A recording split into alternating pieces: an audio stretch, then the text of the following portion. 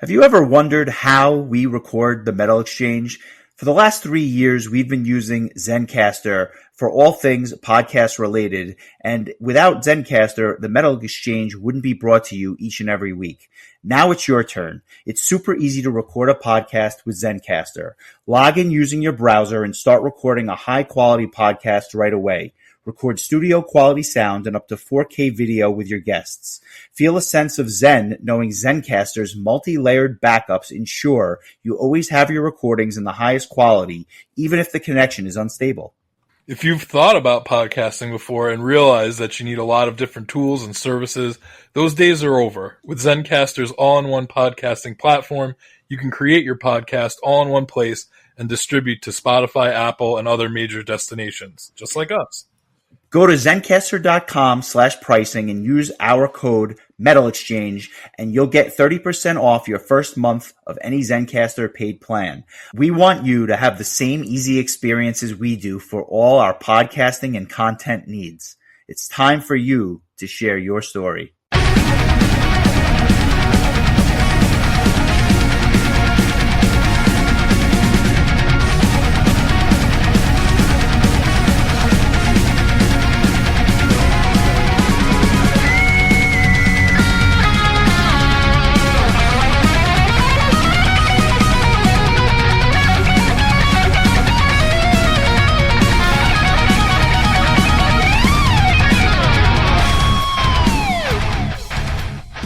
Welcome back to the Metal Exchange. Justin and Chris back again, episode 319, as we go back 35 years to cover Armored Saint's Symbol of Salvation, which was released May 14th, 1991. But before we talk all things Armored Saint, how are you, my friend? Very good, very good. I just had the opportunity to be a part of the Monkeying Around podcast, and we did a live episode talking about the Pool It album, which came out in 1987. We were joined by our good friend Carrie.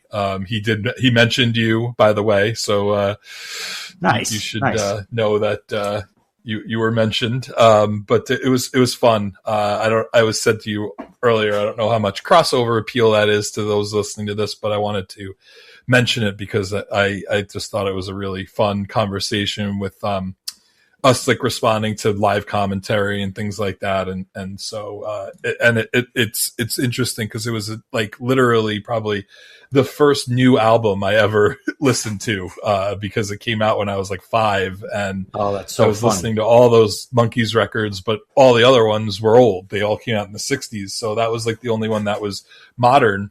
So needless to say, it was like a very, holds a very special place in my heart, and Carrie as well. It's I think a typically not well received album that we like sang the praises of, essentially. Well, it had to be quite the week for you listening to Armored Saint on the one hand and the Monkees on the other, although the albums came out 4 years apart, so that says something in and of itself. Obviously the 80s were a fascinating time, not just because of the metal craze, which was arguably in its heyday, but also when you factor in that there was bands like the Monkees doing their thing. It was kind of the really, really, really beginning stages of some of the alt-rock bands like the Red Hot Chili Peppers and things like Primus. And then, of course, like the new wave stuff and progressive rock that was still carrying over from the 70s. I mean, it's a fascinating time. I'd argue one of the best decades of music, bar none. I don't think that could be debated.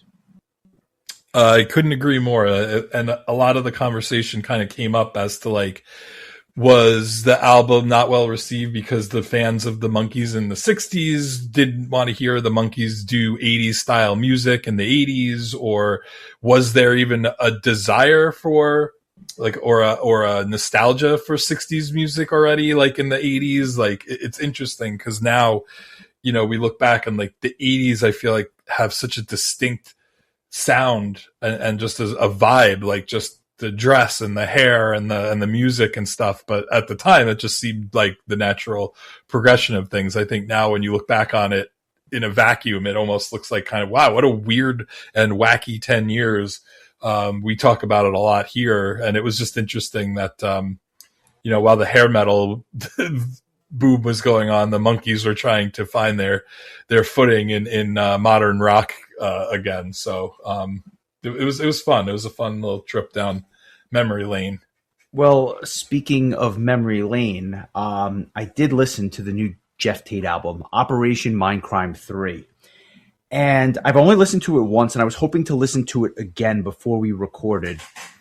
I'd be remiss not to give my thoughts kind of up front because I did spend time listening to it this week. I saw one exceptionally positive review for the album, and I saw countless negative reviews, some of which completely panned it and said it was just completely and wholly unnecessary, etc., etc. Even in our metal chat, I don't know that anyone had anything positive to say about it. Some people couldn't get through the first 3 or 4 songs. Other people were saying it was very cliche, etc., etc. I tried to go in with an open mind, having hated Operation Mindcrime Part 2. And one, obviously, go back into the archives. You know my thoughts on that. Desert Island, top 3 album, maybe number 1 album of all time for me. I didn't enjoy it, but I didn't hate it. It was actually a little bit better than I expected. I was expecting like Lulu or some of like the absolute worst albums of all time. It wasn't that. Now, it is not making a top 50 list unless by some chance it blows me away on my next listen. But there are parts of the album that are like pretty good. And there's parts that are trash, but there's parts that I didn't hate. And so was it completely deplorable? No. But I don't know that it's making any year-end lists for most people. But I don't know that I can't say that I didn't enjoy it more than the second one. So I don't know if that's a very low benchmark or whatnot, but it's worth a single listen. And maybe for other people, not much more. I plan on giving it one more full spin before I bin it, so to speak. So it's the second best Mindcrime album of all time. That's exactly right. Now, if it was a chart and you were kind of graphing this, quite a drop off. The 2 and 3 would not even be on the same plane as the first one. But at the end of the day, nostalgia caught the best of me when it came to that album, insofar as I had to hear it, and I had to hear it the day it came out. So, is there anything about it that parallels the original album, or is it literally just it's just being called Operation Mindcrime 3, and there's nothing that you can really tie to that first album other than Jeff Tate is the singer? No, there are definitely callbacks to the first album. Subtle, I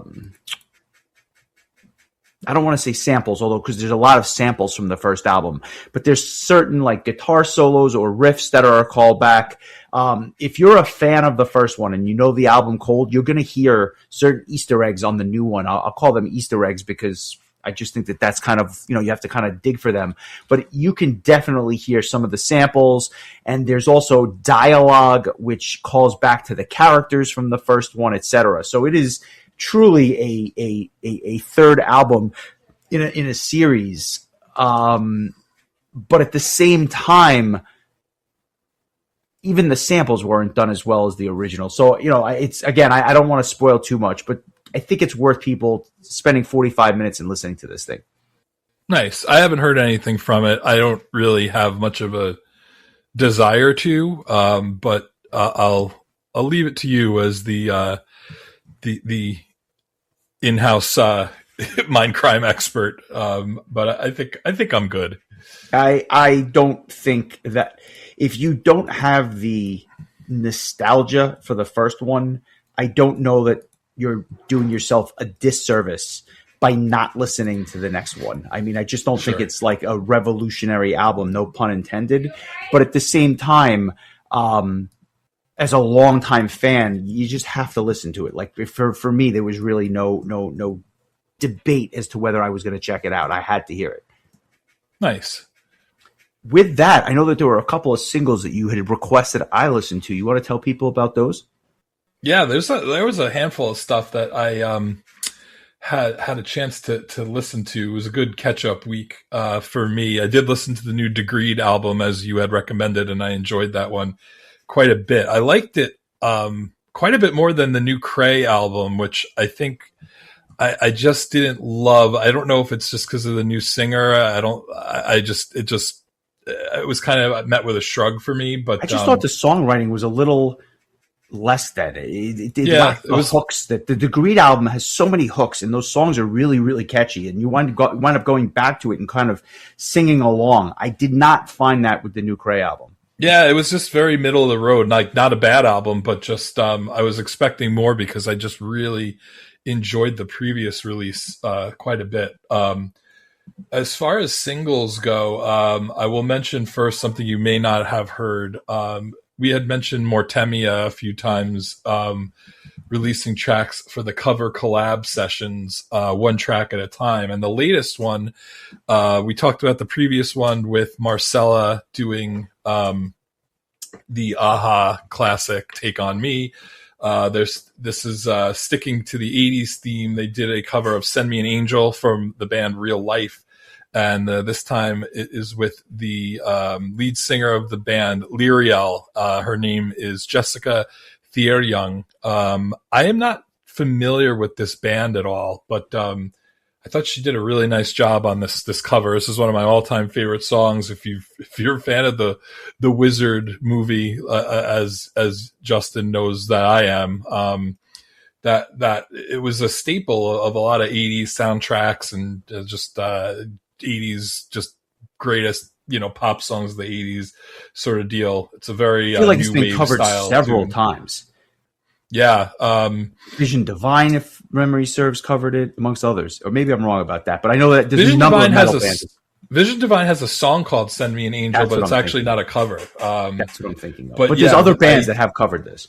Yeah, it's a fairly well covered song, not just in metal, but like throughout music. It's just one of those earworms from the late 80s, or it might have even been from the early 80s. I know the band re-recorded it in the late 80s, and that's the version I'm most familiar with. But anyway, I really enjoyed this cover. I've been really enjoying all these covers that they have released thus far with all the different singers. So definitely recommend that one. The two tracks that you were referencing were there's a new single from Vision Divine from they have a EP coming out called A Clockwork Reverie, and the title track from that was released. And like I said with the previous track that was out, it's like, to me, it's like that Vision Divine from 20 years ago is just back in full force with Loopy on vocals. He just sounds so at home with this style of music, and so I'm a little bummed it's only going to be an EP, but then again, it's better than nothing, I suppose. And I agree with that. I would also say I think that the production has just gotten markedly better over time. So there's like I'll call it like a smoothness that they didn't really have 2006 or so with The Perfect Machine, or 2004 with Stream of Consciousness. There's something almost silky smooth about the production on these two songs. So I'm all in. This can't come soon enough. I'm looking forward to this immensely. I always thought that the first Vision Divine release actually had better production than some of the subsequent albums that followed. For whatever reason, I thought that first one sounded really good, and then some of even the second one with Fabio and a couple of the ones with Loopy, like just I don't know what it was. It just sounded like there was something a little less than. But the other single that I had asked you to check out is the second single from Triosphere's upcoming album, Oceans Above, Stars Below, and the song is Of Tyrants. I really enjoyed the first single. This one I think I like even more. Like, it is just really just. I was kind of expecting them to be a little bit more on the prog side, but this track is super power metal like friendly. I really liked it a lot. With each track that comes out, I'm getting even more and more excited for this album to come out. So I've been seeing a lot of people on social media have also shared their excitement for the singles thus far. So I wanted to make sure that you had listened to it just to see what your thoughts were when we gathered together as we are now. I didn't love the first single. I thought it was good. I thought it was like kind of, they're back. This second single was amazing. I thought this was by far the better of the two tracks, and I was not expecting them to do that power metal style as well as they did, but I thought it was a phenomenal tune. Heavy, fast, more aggressive than anything I think I've ever heard them do. So kudos to them. I'm actually more curious about the album because it sounds like it's going to be pretty diverse, and I'm down for that. I like that a lot. I thought it was a great tune. I'll definitely post that this week. And I'll mention one other track, the Vanden Plas Occult 2 album that's coming out later this year. They released the second, I guess the theme here is the second single.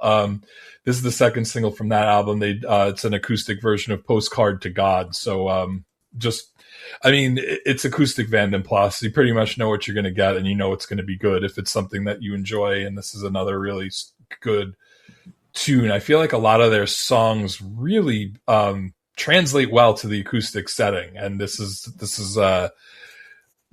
no exception to that rule. I like Andy's vocals are just, there's something about it that's like so nostalgic to me. Like I just think of when I first heard Vanden Plas in the late 90s, early 2000s, and his voice sounds the same to me. Like it hasn't changed in 20 plus years, and it's like comforting to hear his voice. And so it's nice with the acoustic setting. I think you get to really hear his voice a little bit clearer with less, heavy drums and guitars and stuff. So cool stuff. Looking forward to the rest of that album as well. Up there with Threshold for the most underrated prog band. And I mean, they're bigger bands, but at the same time, they should be up there with the Hakens of the world. Maybe not the Dream Theaters, but they should be so big. Both such good bands where every song, I don't know that either one has wrote like a bad song in the catalog. Just so enjoyable. So yeah, looking forward to the full release when it comes out. Obviously you've heard these songs, but you've never heard them stripped down like this. But having seen them acoustically, they are fantastic live. So I can only imagine that these renditions will be just as good. That said, I agree. Let's pivot over to Armored Saint. This is Symbol of Salvation. It was their fourth album, released, as I mentioned, May 14th, 1991 on Metal Blade. This was the first album to feature the lineup I'm about to mention, and ironically, the lineup that's still around today, 35 years later. So I guess we can call it the classic lineup because they've been together for, more than 3/4 of the band's life at this point, I suppose. John Bush on lead vocals, Phil Sandoval on guitars, Jeff Duncan on guitars, Joey Vera on bass, Gonzo Sandoval on drums, and Dave Pritchard, their original guitar player, who did the first solo on Tainted Past, the song we'll talk about in long form. When we talk about Armored Saint, was your first exposure to them the Prog Power appearance, or had you been familiar with the band prior to that, not only announcement, but that show? I got myself familiar with them because they were playing at Prog Power, and I wanted to be, prepared. And so I started listening to them much the same way I did with Pretty Maids, and turned out I was a fan of Armored Saint. I just didn't know it yet, and a couple of the songs were from this album, but just a whole kind of discography spanning list of songs that they were playing at that time. There was just stuff from their whole catalog that I was really digging, and so they've always been a band. I wouldn't put them quite on the level of Pretty Maids for my love of them, but they're one of my favorite discoveries, quote unquote, for a band that had been around long before I started listening to metal. And I just, I think it's just, again, one of those things where it's like you hear of them, the name because they're kind of a legendary band, but it's almost as if like it's overwhelming, and they don't have nearly as many releases as Pretty Maids does, but it was just a little overwhelming to just kind of like start from the beginning and kind of catch up. So they became one of those bands where it was like, I know a handful of songs. I really like the songs that I know. I'm going to listen to anytime they have new material. And then if we happen to do an album of theirs on the podcast, great. And this is our first opportunity to do so, although not our first time reviewing an album that features John Bush or Joey Vera. Yeah, well said. I will say that the parallel between them and Pretty Maids, at least for us, is extremely apt. Became a big fan of theirs just as I did, kind of some of the Armored Saint material. And I don't know every Armored Saint song, but I know quite a few at this point. Probably know 95% of the band's catalog. I will say that it was not the first time I had done a deep dive around Prog Power. I actually think I mentioned this on the podcast, but not in this way. Back in like the late 90s, I went on eBay and I ordered 2 VHS cassettes of metal videos because YouTube wasn't a thing. And I was just kind of curious to see what was going to be on these tapes, getting to check out some of the old Headbangers Ball material that I missed when I was a kid. And the video I remember is actually a song that was on this album, and specifically a video for Last Train Home. And so that was my first exposure to the band, and I loved the song when I first heard it. I still love the song. But what was interesting is I never did the deep dive back then. I wound up waiting and just heard the name, knew that I liked the track, but again, maybe it was because I didn't know where to start. But when I went back and I finally did a real deep dive into this album, I was like, this thing is just absolutely from beginning to end unbelievable. So good that I did something that I don't normally do, which is I took the time to then go back and listen to some of the other albums that came before it, because I'm like, if this is so magical, is every album like that? And the reality is, I'm not sure about that. I think that some of the other albums have very good songs, some great songs, and some songs that are a little bit filler for my taste. But this album hit like a freight train, no pun intended. I just thought that this album, start to finish, was fantastic. And I did listen to the remastered version, but I thought it sounded amazing for an album that came out 35 years ago. And it's an interesting album, not just because of the songs and what they were doing at the time, but because this was the tail end of the metal era, right? Like May of 1991. Nirvana was about to hit the scene in a big way really, really soon. So I always liked talking about albums from this era. And it was almost like the last vestiges of the 80s metal movement before things would completely change on rock radio within a matter of a year. The band is a funny like parallel to that too, because they didn't do anything again after this for 9 years. Yeah. They were just like, we'll wait until this grunge shit is over. Exactly. And maybe it's for the best, because they probably would have gone broke if they came out with an album in 93 or 94. So anyway, I think that is a very nice way to kind of,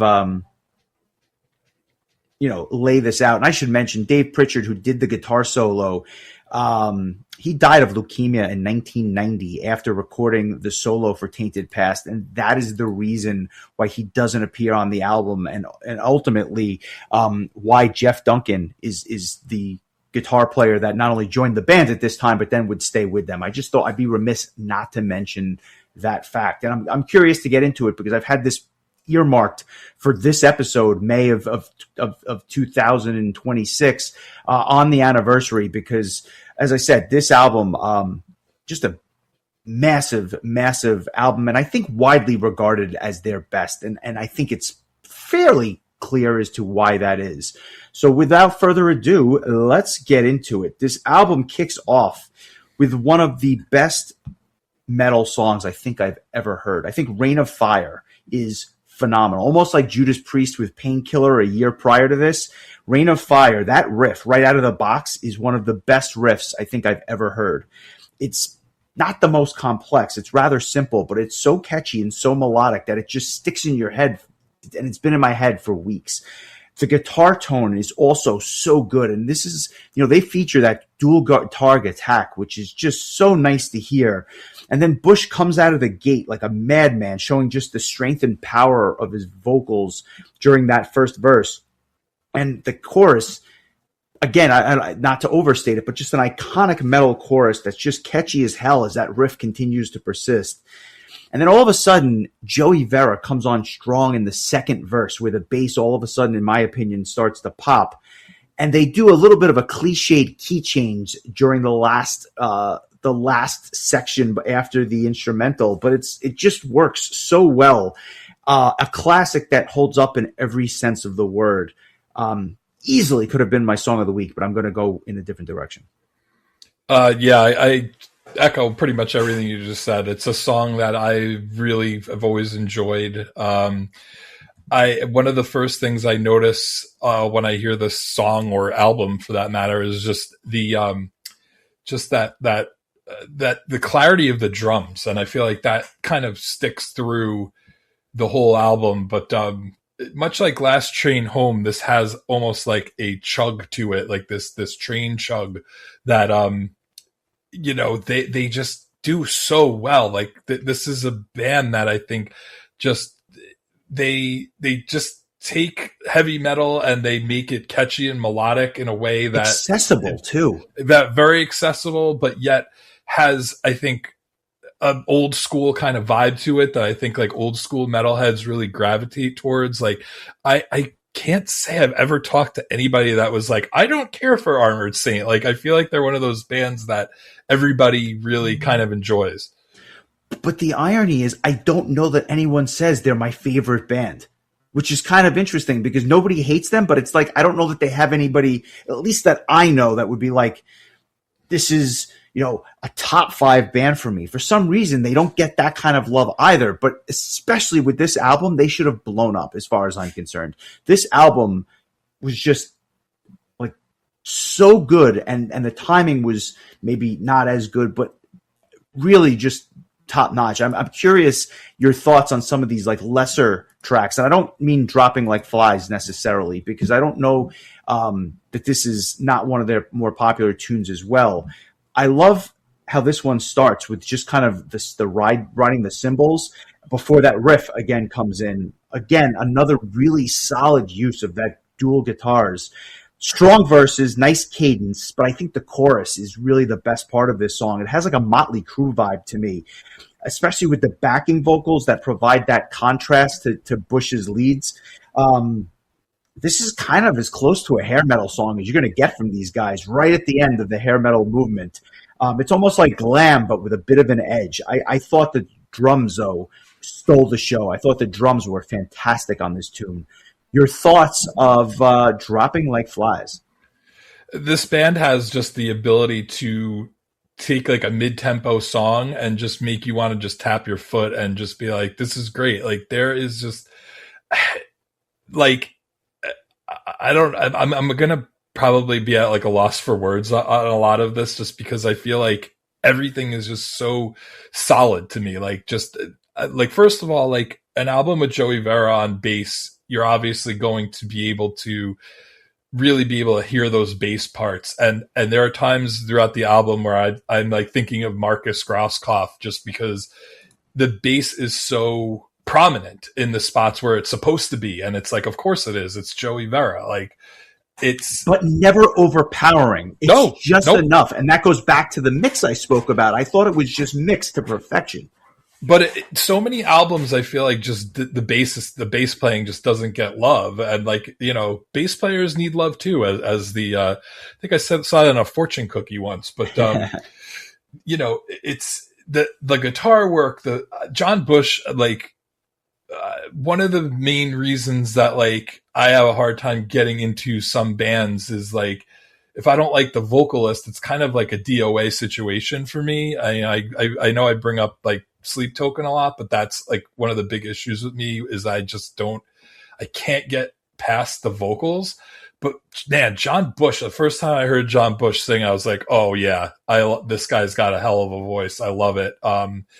It's not like your classically trained Michael Kiske or Fabio Leone, but it has like this kind of rasp to it. Like it's almost like the working man's metal singer. Yeah. And I love like when you see him live, like he's wearing like a flannel shirt and he's just like bald as the day is long. And like, he looks like he came out of a Alice in Chains video, and he just comes out and he's like one of my favorite frontmen I've ever seen live. I feel like it's been way too long since I've seen this band live. And if I saw them last night, I'd probably say it's been way too long since I've seen this band live. But, Dropping Like Flies was one of the songs that I did know, that really the first 3 tracks I knew quite well, and then the rest of it was kind of new to me. And I just think this is another really good song. Like everything just all comes together. I don't know that there's any one thing that stands out. It's just all of the parts just come together, and like it's just listening to this album was such an easy listen and such a pleasure to just have on in the background. It was just, I listened to it twice today, actually, just because I listened to it once in the morning and then in the afternoon. I was like, what the hell? I'll put it on again. And I did. So like, it was just an easy listen but like, I'm having a hard time like pointing out specifics. I just think that everything about it is just really well done. I don't even know what my song of the week is going to be, honestly, because there were so many songs that I enjoyed. There were songs I knew already that I really like, and then there's songs I'd never heard before that I was like, oh, this is great. So we'll see. I guess I'll just kind of wing it. Nice. One of the songs that you said you knew well was this next one, Last Train Home. Like I said, it was my first exposure to the band. I don't know, at this point, probably 27, 28 years ago.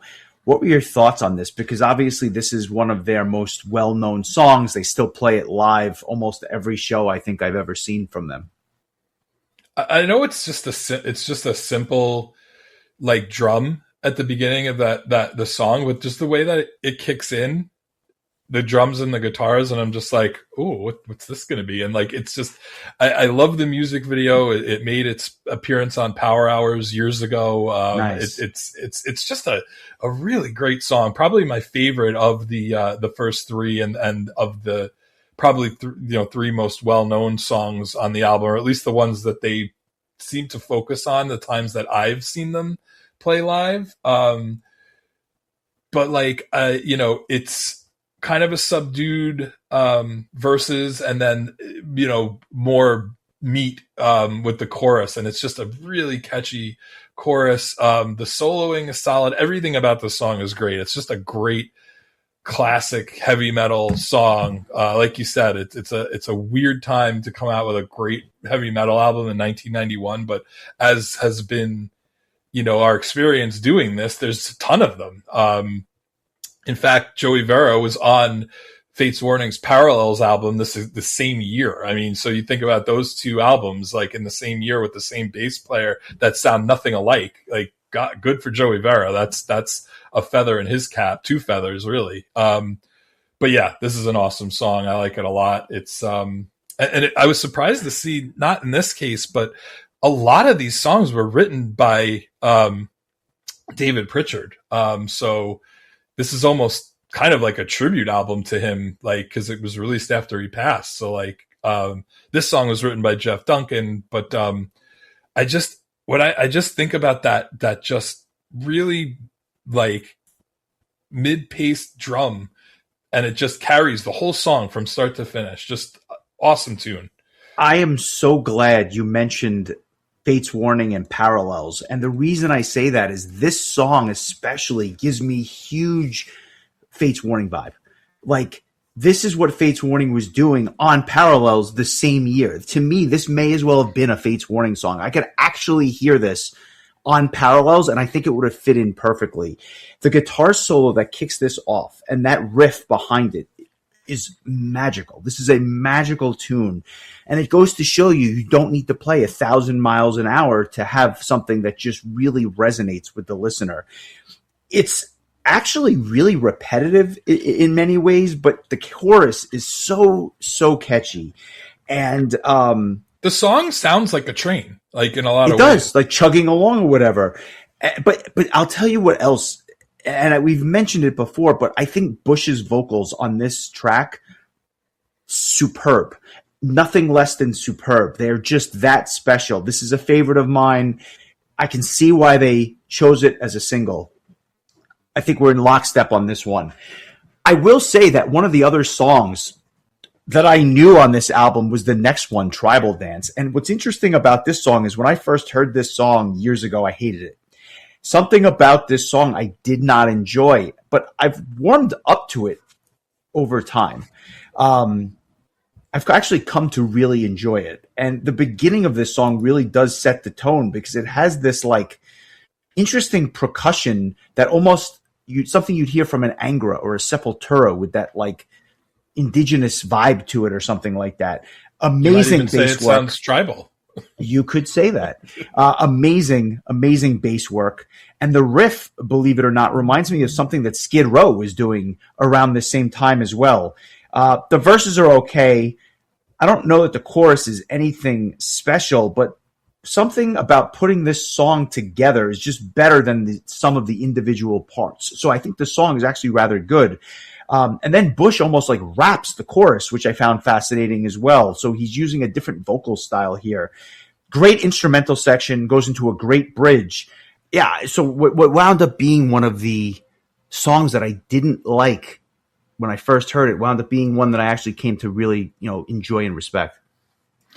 It reminded me sort of like, if you remember the beginning of Get a Grip by Aerosmith, where it also kind of had like that weird kind of tribal thing going on before this, like, what was it? Eat the Rich, I think was the first long track before that kicked in.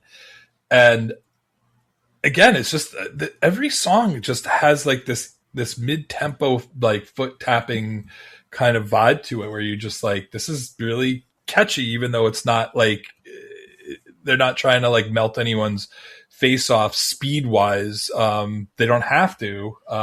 The soloing is great. It's probably in the bottom half or third of the songs for me on the album, but I mean, there's really not a bad song on this album. So I thought this one was good. It was probably well placed after like Last Train Home, which is such a home run track. I feel like this is a good spot to do something that's a little bit off the beaten path, I guess. It's a little bit different, especially with that beginning part, but it's solid. It's a little repetitive, but it's a solid tune. I think it's interesting because no two songs really sound alike. Each song has their own character, and when you hear it, you kind of know what song it is pretty quickly. You don't have to listen to the album 30 times to distinguish between these tracks. And another, I guess, example of that is the next track, right? We get to The Truth Always Hurts, the fifth track. If I may, yeah, please. I as soon as this song started, I thought I accidentally put on like a Motley Crue or a Poison album. The riff is so hair metal, and it's 100%. Again, we've talked about this in the past, but like this time period is almost like this kind of identity crisis for hard rock, where like there's still, I think, a little bit of that glam hair influence that's dripping or seeping into the 90s, but then also, and you're going to hear it throughout this album, a little bit of that Seattle grunge scene, I think, also kind of seeps its way into metal records around the same time. And I feel like this song just, I think once John Bush starts singing, you immediately stop thinking about hair metal. But man, that opening riff is so Crue. Like, it's just like, it just got me right into that West Coast, glam scene. The word I would use is timely. This is such a timely track. And it almost marks the end of the era. The verses are just really featuring those great John Bush vocals. And the chorus, while not their best, is very enjoyable. And I thought that it's the verses that really kind of take the cake here because they kind of get you moving to the beat. Not their best song, but it's almost better than it really has any right to be given what it is. But it's just an enjoyable rock tune. I don't know how else to say it. And then it goes into Half Drawn Bridge, which is this short instrumental dual guitar solo, which is not bad. It kind of breaks up the album midway through. I'd argue it's maybe not needed, but it's certainly not bad. It's just kind of there in the middle of the album. A little breather. I think it's a nice nice little segue or even an intro to Another Day. And I'm going to go ahead and I'm going to make this my song of the week. Every time I heard it, I was just like, this is like a really good ballad. But then like it rocks out at the end and you really get a great best of both worlds kind of like experience listening to this song. But I'll be honest with you, the first half where it just kind of has a little bit more of an emotional twang to it and just feels like a slow rocker.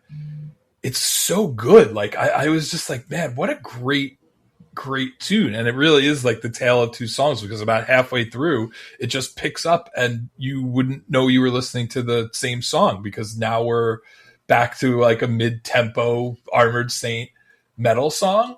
Both halves are awesome. I'm a little bit leaning towards the first half, but I love the whole song. It was like a real nice surprise for me, because I'm not sure I ever really heard an Armored Saint like mellow song before, but it just works. I will probably choose a minute from the first half, honestly, just because I think that there's something like really, it's almost like it makes you want that second half to come in. It's a really well constructed song. I liked it a lot. So why don't we give it a listen? And I'm excited to hear what you have to say about it.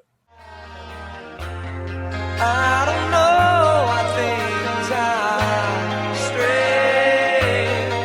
yeah, strange. But there's a wheel in my way that's rolling line, rolling line, rolling line.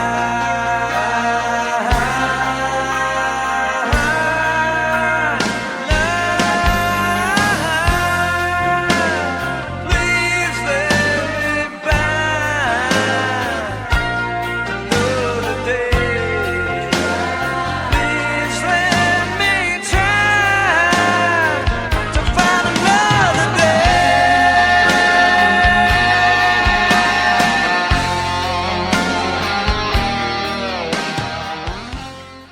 Definitely one of those bands where if they brought them to Prague Power every year, I would never complain. No, this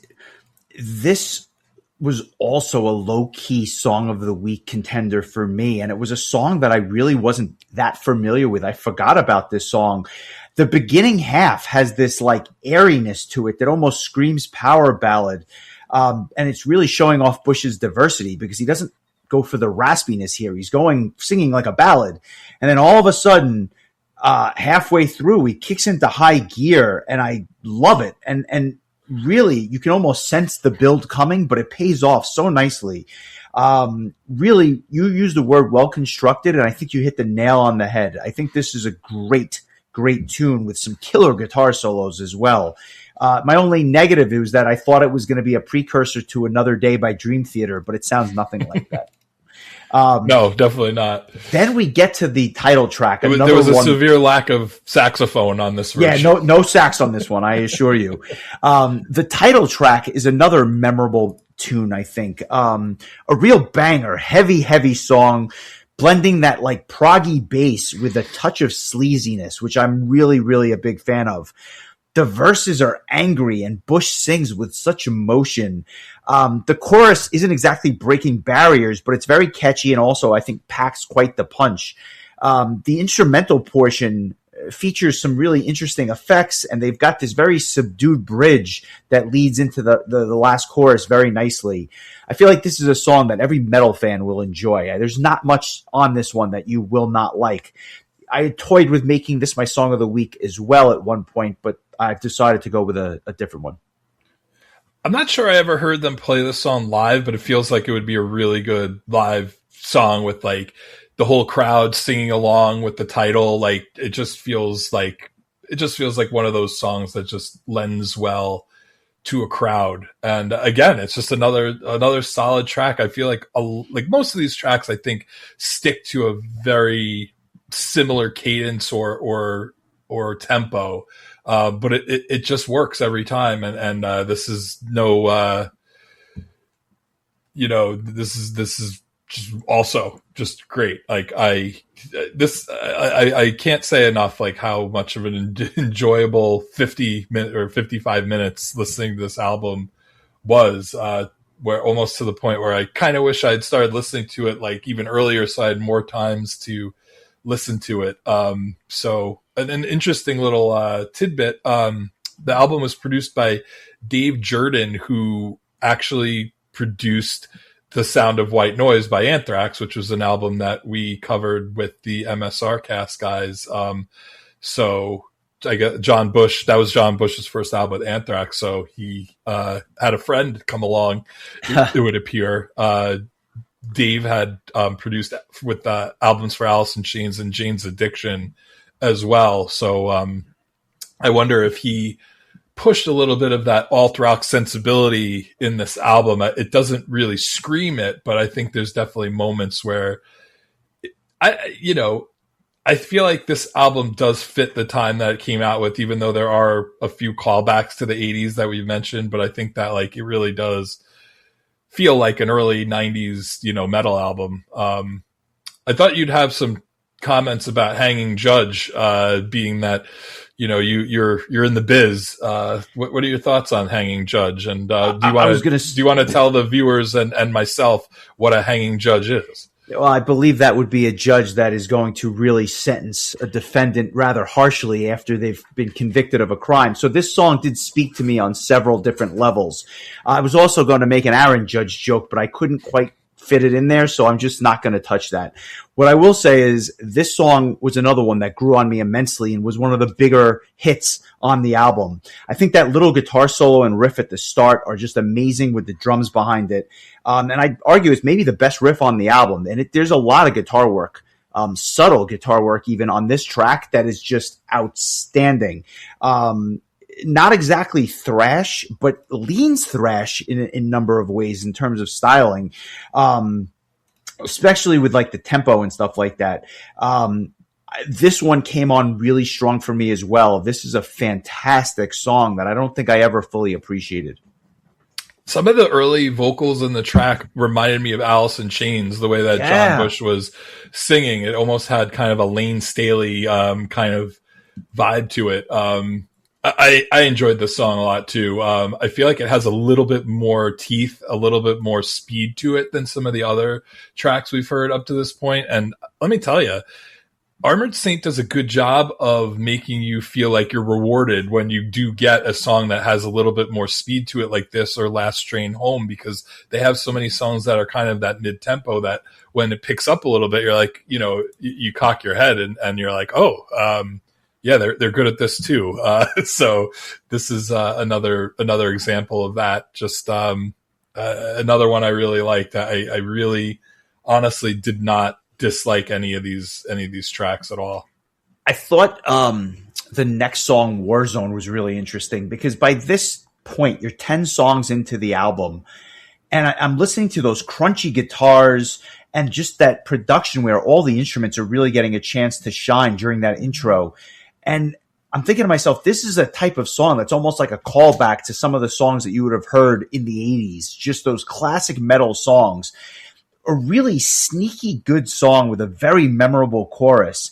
And on its face, it doesn't seem all that special, but then you find yourself moving to the beat. And I'm saying to myself, this is the type of song where it makes me think that like I've been sleeping on, even though I was a fan, I was sleeping on the band because this song is just great. Nobody's talking about it. They're not going to play it live, but it's just a great tune. And I'm like, it was almost that Pretty Maids epiphany that you had when you were listening to it.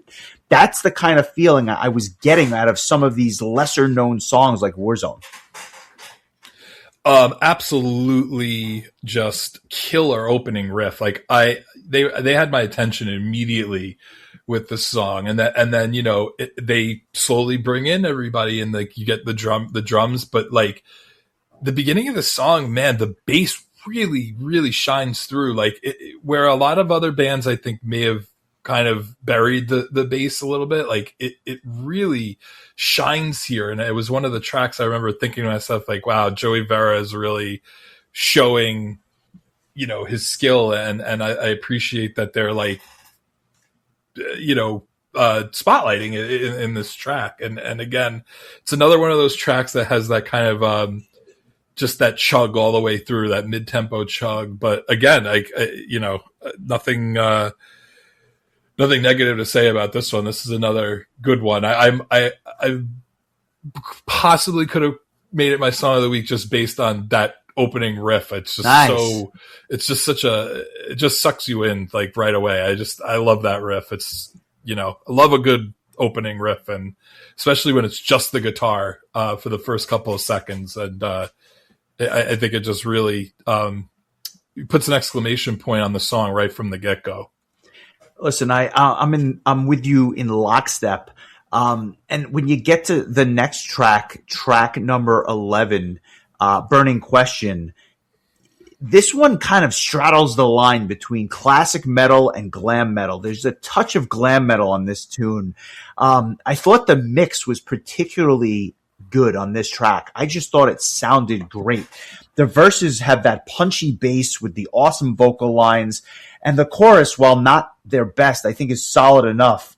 And there's like these trailing vocals behind John Bush's leads that I thought was really a nice subtle touch. This is just a solid tune. I won't say it's remarkable. I won't say it's great, but I'll say it's good to very good, and just a touch of Fate's Warning on this one as well, in addition to the glam, especially during the chorus. Just another one of those tracks where I feel like the way that John Bush's voice sounds during that chorus, like just that perfect mix of power and a little bit of like raspiness. It's one of my favorite choruses on the album. Although I swear to God, the first time I heard it and I wasn't paying attention, I thought he was saying burning trash dump. And I was like, oh, that sounds smelly. But then I realized that wasn't actually the case. This was probably one of my favorite tracks on the album, that especially of the ones that I was not familiar with. Really good tune. We're running out of tracks for you to choose for your song of the week. So, I'm curious if it's one, which of these last two it is. I will rip the Band-Aid off right now and say Tainted Past is my song of the week. And I didn't know, or at least remember, this song at all. When you listen to that beginning of this track, it screams ballad, especially with the acoustic flamenco style of guitars. And the prominent bass. I almost thought I was listening to a Tesla song during the verses. It reminded me of the Tesla album we covered many years ago now.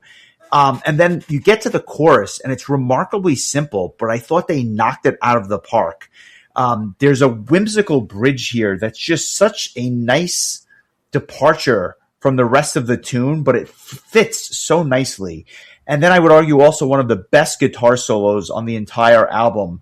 This song just spoke to me on another level, and it was nice to kind of go with something that was not one of the half dozen or 8 songs that I knew really well.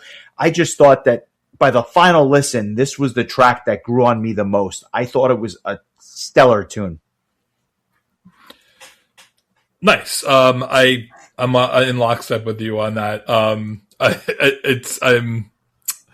I'm enjoying the fact that you chose the by far the longest song on the album, sticking to your prog roots. But I mean, honestly, like, I know we say this a lot, but it's just one of those tracks that I think doesn't wear out its welcome. It's nicely paced, even though it's a 7-minute track, and it's a really I think it's just a really catchy tune, and another one of my favorites, honestly. Let's give it a listen, and we'll come back and wrap this thing up.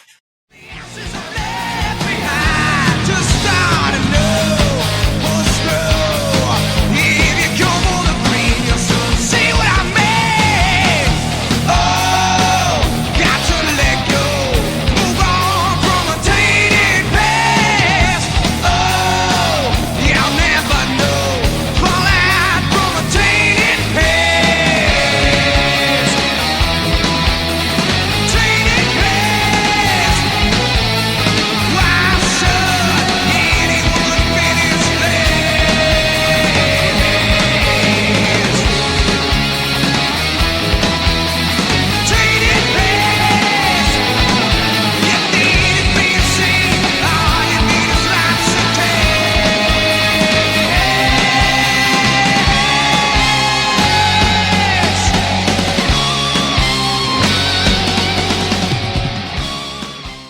that was tainted past my song of the week, and it brings us to the final track, Spineless.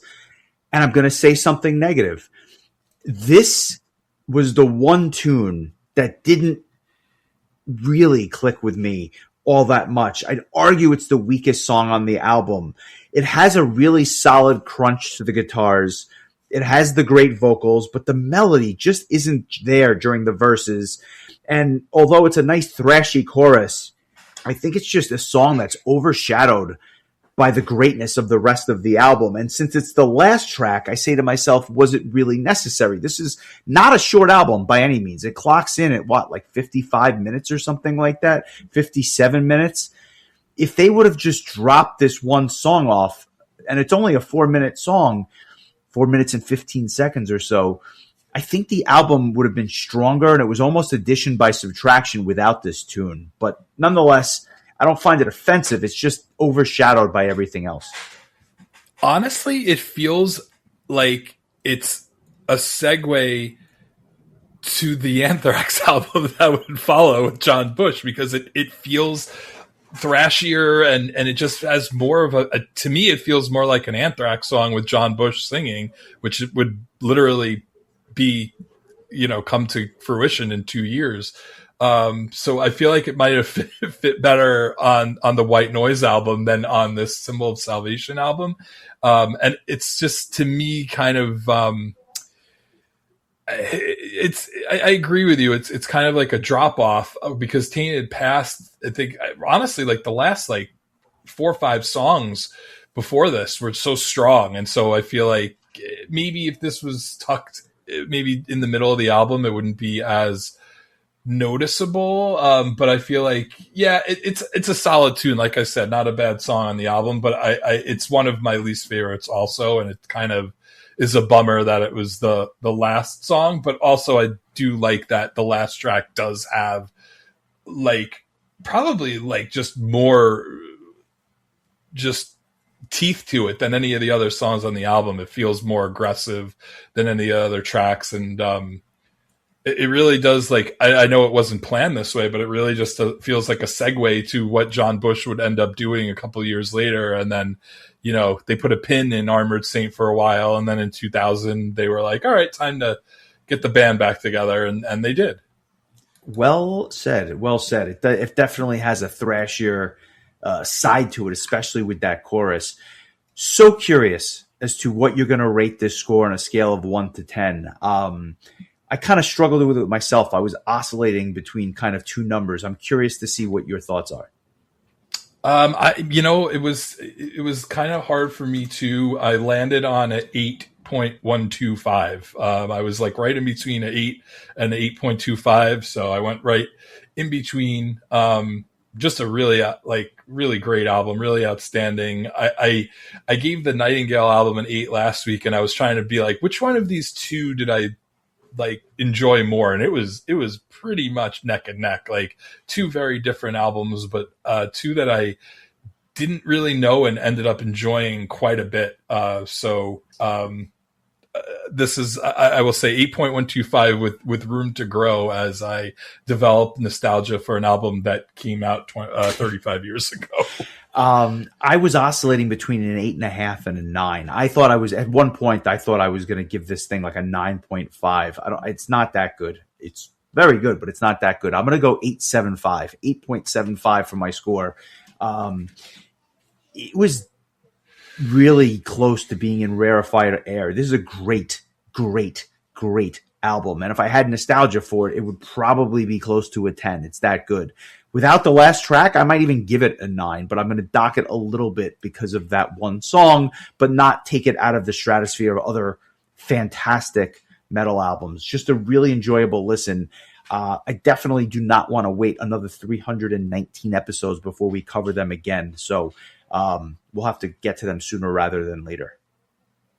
100% agreed. I look forward to the next review. Maybe we'll talk about the new album. Go from one end of the spectrum to the other. This was super enjoyable, and I appreciate that you chose it. Good stuff. Well, with that, I want to talk about some news items, and there's several things I want to mention. two bands have announced new albums, two bands that we enjoy and one that we've covered on the podcast, starting with Flotsam and Jetsam, who have announced their new album, Rats in the Temple, due out August 28th of this year. Really enjoyed covering them in the archives. I think that they're another band that very solid and consistent material over the years, and especially some of their last few albums I think have been very good. So new albums from Flotsam and Jetsam, and also Xandria, who we've talked about at least on our 70K episode. Their new album, Eclipse, is due out August 7th of this year. So new music from them. I believe that they also have a single out in connection with this album. I've not yet heard it, but I look forward to hearing that in the coming weeks and months ahead.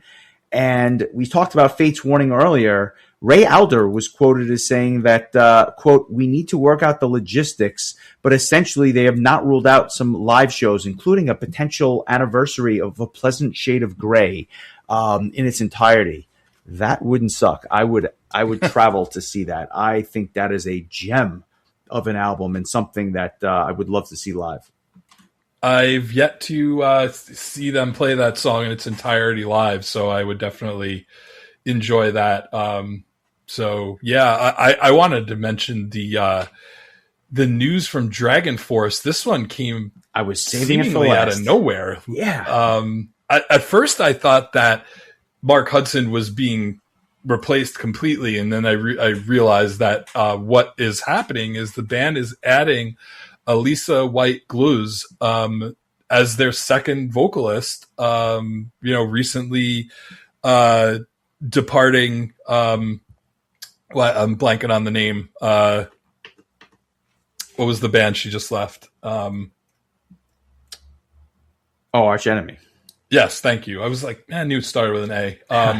And we knew she was going to, do a solo album, but I can't say anybody saw this coming. She had posted a video, I think earlier today, of her singing, I think a portion of Through the Fire and Flames. And I'm like, man, this, if they could just write some good songs, this might be good. The problem with Dragon Force, I don't think, hasn't really been their vocals. It's just been that they've kind of drifted into like this joke power metal genre that I don't know that their diehard fans really wanted from them. Like after those first 3 albums that they did with ZP, they've really kind of gone down like this cartoonish route. And I know a lot of people are probably screaming right now, like saying, mention that they still don't have a keyboard player. Well, it's true. They don't, and they should. That said, like I'm automatically more interested in what the band comes out with now, with Elisa on board. So, we'll see. I assume that she'll be doing mostly clean vocals, even though she's mostly known for doing, death and growls, but, should be interesting. Like first thing I thought though was like, wait, is it April Fools? Like this, like, is Miss K back? Like what's happening? But, we'll see. I'm not going to pan it off the bat. It does kind of feel a little bit desperate, but I don't know. I think it could be interesting, so we'll see. I'm curious. I don't know that I would say I'm optimistic, but I will listen to it for sure. It may also bolster their live show. Who knows if she goes out on tour with them. I'm curious if you heard her Blue Medusa project. I've heard a couple of songs on satellite radio, and I thought it was interesting. I just haven't gone down the rabbit hole there yet. Haven't heard anything yet, but I will make a point to check it out because I have always been a fan of her vocals, both cleans and otherwise, dating back to the first time I saw the Agonist live in Toronto, and I saw this small, unassuming, pretty lady walk out on stage and then proceed to like blow everyone's socks off with her unbelievable death growls, but also like she has a really nice clean vocal as well. So I'll be curious to hear it. I'm definitely interested, and yeah.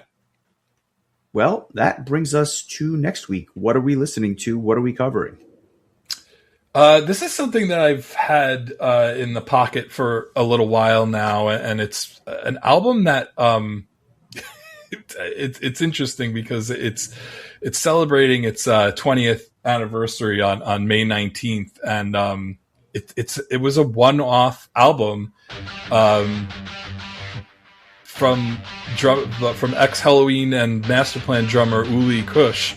He released, after leaving Masterplan, an album called The Unexpected under the title Beautiful Sin.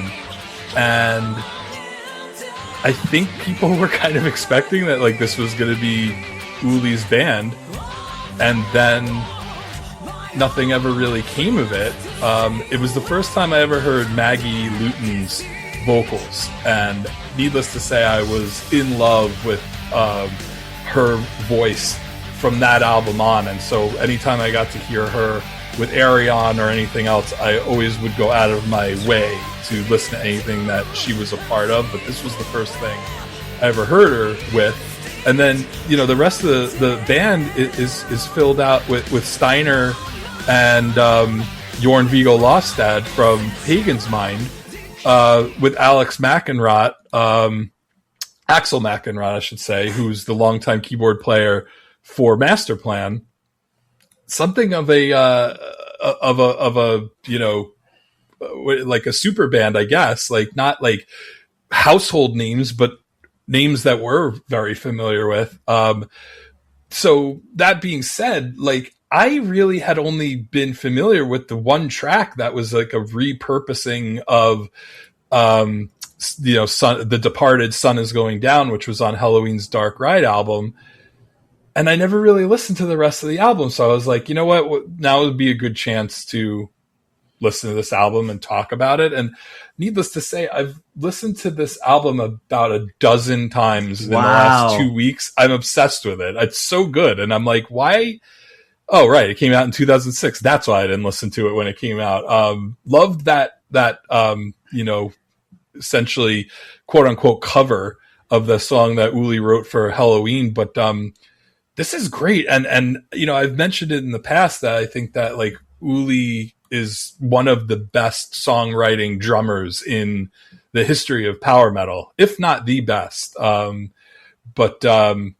This album really just, it goes to show you, and it reminded me of how much I miss him being a part of the metal scene, because he's not only is just a prolific drummer, but he's a outstanding songwriter. And I think that this group of musicians all came together and made a really outstanding album and then just disappeared. This is fascinating for two reasons. One, I completely forgot about this album, so I haven't listened to this album in probably 18 years. Two, to this day, I was this old when I found out that two of the guys from Pagan's Mind were on this album. I don't think I ever knew that. So now that I'm looking at who's on it, it is a bit of a supergroup, maybe a low-key supergroup, but I was not expecting this at all. Not only in terms of the choice, but then looking at the cast of musicians here. This is going to be interesting. I remember the first song, the Halloween adjacent Lost, but everything else, I remember enjoying it, and then I just remember not listening to it. So this will be really, really interesting. This is a deep cut, but I think it's going to be a fun one. I'm really excited. I was planning on choosing it regardless, but the last couple of weeks, because I knew I was choosing it, I had just kept listening to it whenever Nightingale was done or Armored Saint was done, and like Lost would come on. And then I would just end up leaving the whole album on. And every time I listened to it, I liked it a little bit more than the last one. And I was finding things that I hadn't found the previous listen. And you know, it's not a perfect album by any means, but I mean, for a one-off, it's really great. So I look forward to listening to it and talking to you about it. And, you know, curious if anybody else has, you know, fond memories of listening to this album when it came out, or if it kind of went over everyone's head, which I have to believe it's at least some people probably missed this completely. But I'm pretty pumped to talk about this. So looking forward to it. Well, good choice. I look forward to it as well. give us a like and a follow if you think we deserve it, or consider joining our Patreon. We really appreciate all of you who have joined. That being said, look forward to this album next week. I've got something planned for the week after that I've had kind of penciled in for a while, so I think that will be interesting as well. I'll give you a hint. Also has a female vocalist. I'll just leave that there. And I thought it was going to be Marcus Grosskopf's Bass Invaders. Thought about that as well, but I'm going to hold that in abeyance as a result of your selection. And any final thoughts before we go? There was one quick bit of trivia I wanted to add about the Armored Saint album that I just missed while we were talking. But the song "Hanging Judge" was on the soundtrack for Hellraiser 3. Which was a movie that came out in 1992, and the band actually makes an appearance in the movies as themselves, performing the song at the Boiler Room nightclub. So I thought that was a fun little tie-in. I don't think I've ever seen any of the Hellraiser movies, but Mike could tell you we used to take the boxes from the VHS tapes from Blockbuster and chase my sister around the store with it because she was scared to death of the Pinhead guy on the cover of the movie. So and your sister was 38 at the time, is that correct? It was a week ago. I feel like you were probably nicer to your sister than I was growing up, but so it is what it is. She still talks to me, and so I think that's it just goes to show you that time heals all wounds, and horrible Blockbuster video experiences. And if you need to know what Blockbuster video is, look it up on Wikipedia. That is, I can't top that. So enjoy the week, my friend. I will talk to you soon. Take care, buddy.